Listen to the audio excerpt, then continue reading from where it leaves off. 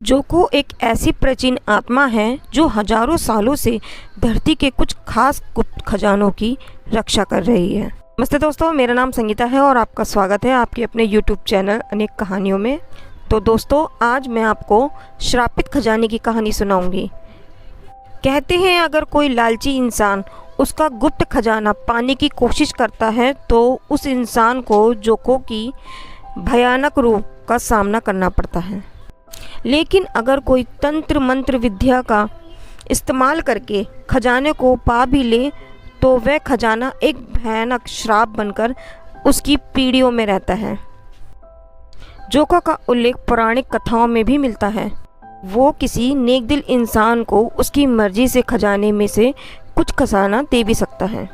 लालची इंसान को जिंदा बाहर आने भी नहीं देता। तो मेरी कहानी शुरू होती है बहादुरपुर गांव से। बहादुरपुरा गांव में इनामदार नाम का एक साहूकार रहता था। वो खानदानी अमीर था। उसके पास विरासत में मिली हुई करोड़ों की संपत्ति थी। फिर भी उसने लगभग आधे गांव की जमीन धोखे से हड़प ली थी। साहूकार बहुत ही लालची और कपटी इंसान था।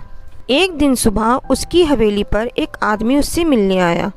उसे दरवाजे पर ही सिपाहियों ने रोक लिया।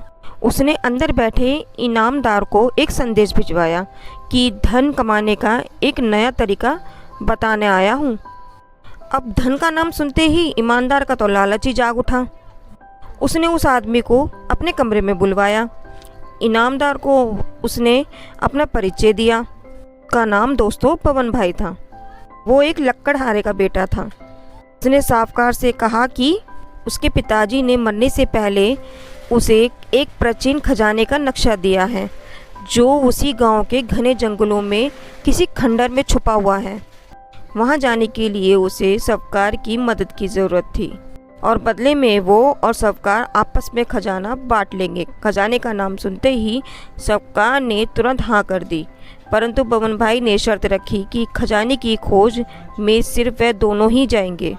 फिर दूसरे दिन साहूकार सुबह बबन भाई को जंगल के पास वाले पुराने मंदिर में मिला और सबसे पहले उसने नक्शा देखने की मांग की। बबन भाई ने साहूकार को नक्शा दिखाया। तसल्ली होने के बाद वे दोनों घने जंगल में गए जहां कोई इंसान गलती से भी पाँव नहीं रखता। नक्शे के मुताबिक खजाने पर पहुंचने का रास्ता जंगल के पुराने खंडर में छुपे हुए तहखाने से होकर जाता था। वो दोनों खंडर के अंदर दाखिल हुए। खंडर की दीवारों पर कुछ चित्र थे। सभी चित्र खजाने के थे, पर उनमें से सबसे अजीब चित्र था खजाने पर बैठा हुआ विचित्र आदमी।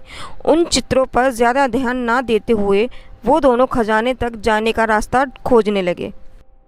तभी उन्होंने उस वीरान खंडर का कोना कोना छान मारा, पर उन्हें छुपे हुए तहखाने का रास्ता नहीं मिल रहा था। फिर वो दोनों थक कर ज़मीन पर बैठ गए। बबन भाई ने एक बार फिर से नक्शा खोला और उसको ठीक से देखा तो उसे नक्शे में छुपी हुई वह आकृति दिखी जो पूरा ध्यान लगाकर देखने पर ही दिखती है। उसी का चित्र दीवार पर बने हुए विचित्र आदमी से मिलता जुलता था। फिर बबन भाई ने उस दीवार के चित्र पर हाथ फेर कर तलाशना शुरू कर दिया। तभी बबन भाई के हाथ को उस चित्र का एक छोटा सा पत्थर महसूस हुआ जो थोड़ा सा बाहर निकला हुआ था। वो पत्थर उसने ताकत लगाकर अंदर ढकेला।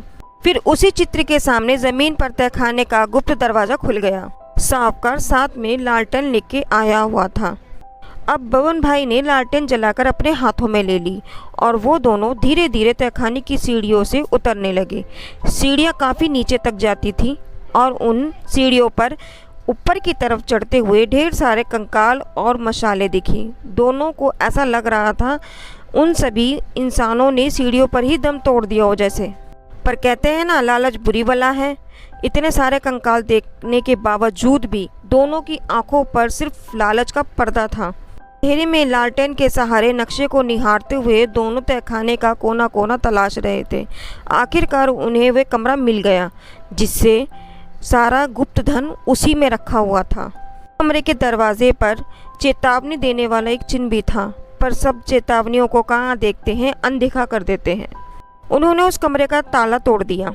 जैसे ही उन दोनों ने अंदर कदम रखा तो अचानक उनकी लालटेन बुझ गई। उनकी लालटेन अपने आप ही बिना हवा के बुझ गई थी। उनके पीछे का दरवाज़ा ज़ोर से बंद हो गया। दोनों को किसी के मंत्र पढ़ने की आवाज़ आने लगी। अब उनके डर ने उनके मन में जगह बना ली। अब वो वहाँ से भागना चाहते थे। दोनों ज़ोर ज़ोर से दरवाज़ा पीटने लगे, उसे खोलने की कोशिश करने लगे, पर वहाँ जाना उनके हाथ में था और वहाँ से लौटना सिर्फ जोको के बस में था। अचानक दोनों के हाथ पैर बर्फ़ की तरह एक ही जगह पर जम हो गए और तभी रहस्यमय तरीके से उस कमरे की सभी मशालें एक के बाद एक अपने आप जल उठी। फिर उन्हें दिखाई दिया जोको, जो खजाने का पहरा दिया करता था। जोको ने साहूकार को देखते ही उसके सिर को धड़ से अलग कर दिया और कहा कि इससे लालच की बदबू मुझे कब से परेशान कर रही थी। इतना कहकर जोको ज़ोर ज़ोर से हंसने लगा। उसने बावन भाई से हंसते हुए कहा, मैं तुम्हें एक मौका देता हूँ, तुम जितना तेज भाग सकते हो भागो। तुम इसमें से कोई एक मशाल भी ले जा सकते हो, पर अगर तुमने मशाल को ज़मीन पे रखा तो मैं तुम्हें उसी वक्त मार दूंगा। बावन भाई डर के मारे काँप रहा था। उसने एक मशाल उठाई और उसके पीछे दरवाज़ा खुलते के साथ ही वहाँ से वो भागा। जब वह सीढ़ियों से डर के मारे ऊपर की तरफ भाग रहा था, तब सीढ़ियों पर इतने सारे कंकाल मौजूद थे। उनमें से ही किसी एक कंकाल में पैर अटककर बावन भाई सीढ़ियों पर ही गिर गया और उसके हाथ से मशाल छूटकर ज़मीन पर ही गिर गई। फिर अगले ही पल जोको वहाँ पर प्रकट होकर उसकी जान ले ली और उन कंकालों के ढेर में एक और लालची कंकाल जमा हो गया। तो दोस्तों, आपको ये प्राचीन जोको की कहानी कैसी लगी मुझे कमेंट में ज़रूर बताएं। राधे राधे दोस्तों।